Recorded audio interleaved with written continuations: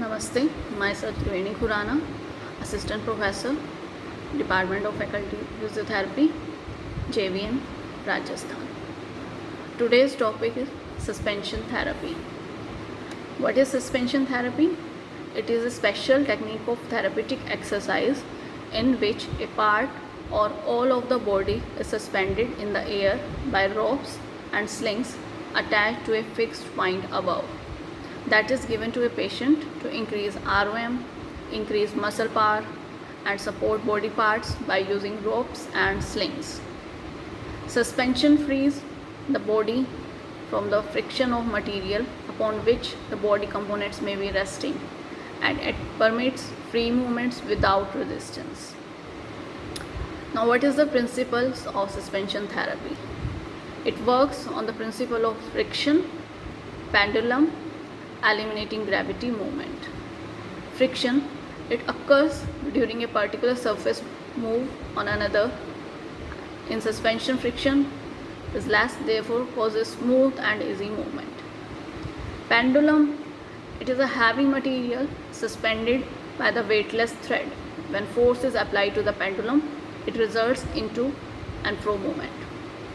In the human body, pendular motion occurs mainly in the shoulder and hip joint, forward leg movement, arm swing while walking. It is used to maintain muscle property, increase the range of movement, and strengthen muscles. Eliminating gravity movement, the patient should at least have muscle power 2 for suspension therapy exercise. I repeat, it is necessary for the patient should at least have muscle power 2 for suspension therapy exercise. Now, what are the various parts of suspension therapy? Fixed point, that is called suspension frame. Supporting ropes, single rope, double rope, and pulley rope. Third is sling. Sling is maybe single sling, double sling, 3-ring sling, or head sling. Fourth is wooden cleat, and fifth is dogleg has hook. Suspension hook is made up of stainless steel or plastic coated steel. In the top and head and side present 5 cm metal mesh, and the remaining sides are kept open. There are 3 varieties of supporting ropes are used for the suspension to avoid slipping. As I said above, single rope, double rope, and pulley rope. Single rope has a fixed ring fixed at one end by which it is hung up. The other end of the rope then passes through one end of the wooden cleat through the ring of a dog clip and the other end of the cleat and then knotted. Pulley rope, this has a dog clip attached at one end of the rope which then passes over the wheel of pulley. The rope then passes through the cleat and the second dog clip. The double rope, it consists of 2 pulleys at upper and lower attachment. So here there is 2 mechanical advantages. Slings, there are variety of slings. Single sling, it is made up of canvas bound with soft webbing and with a D-ring at each end. Size is 68 cm length and 70 cm of width. It is used for elbow and knee. Sometimes folded in the figure of 8 manner to support the wrist and ankle too. Double sling, it is bigger than the single sling. It will have more than 2 sides with D-rings. It is used to support bigger parts such as thorax, trunk, and thigh. It is 68 cm long and 29 cm in width. 3-ring sling, it is 75 cm in length, 3 to 4 cm in width, consists of 3 D-rings.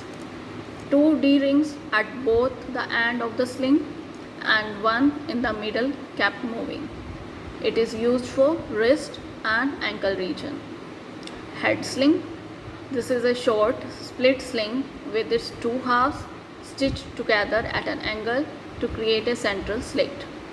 It is used for head support. In the middle of the sling present a slit for the accommodation of occipital region, while in supine or lower ear accommodation while in sideline. Wooden cleat, it's made up of wood and is used for altering the rope. It has 2 or 3 holes for the rope passage. The rope itself holds the clearly by friction resistance. As hook, it is used to attach supporting rope with mesh. To attach this link with supporting rope. Now the types of suspension therapy. There are 3 types of suspension therapy. Axial suspension. In this, joint axis is taken as the point of the suspension. The limb is supported by the slings above the axis of the joint.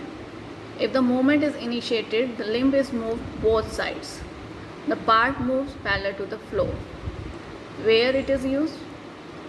For relaxation, to maintain muscular property, to increase blood circulation, to increase venous drainage, to increase the lymphatic drainage.